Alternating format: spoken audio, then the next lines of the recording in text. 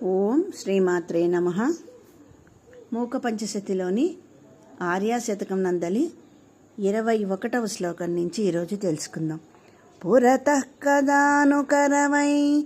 పురవైరి విమర్జ్య పులకితాంగలతాం పునతీం కాంచీదేశం పుష్పాయుధ వీర్య సరస పరిపాటీం పుణ్యా కాపి పురంద్రీ పుంకిత కందర్ప సంపదా వపుషా పులినచరీకంపాయాః పురమథనం పులకనిచులితం కురుతే తనిమాద్వైతవలగ్నం తరుణారుణ సంప్రదాయ తనులేఖం తటసీమనికంపాయాః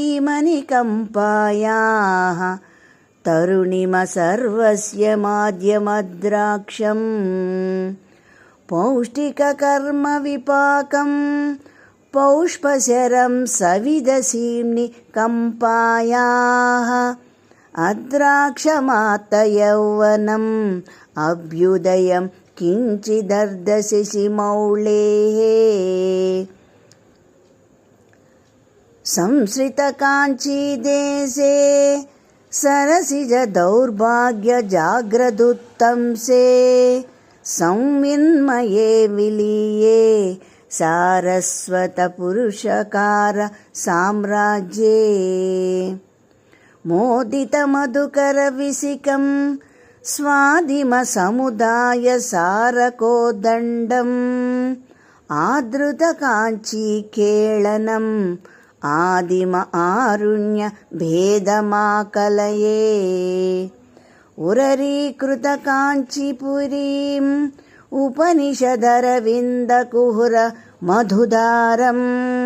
ఉన్నమ్రస్తన కలసీం ఉత్సవలహరి ఉపాస్మహే శంభోః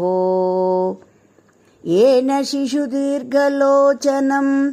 ఏన పరిపంతి సంతతం నమతాం ఏకామ్రనాద జీవితం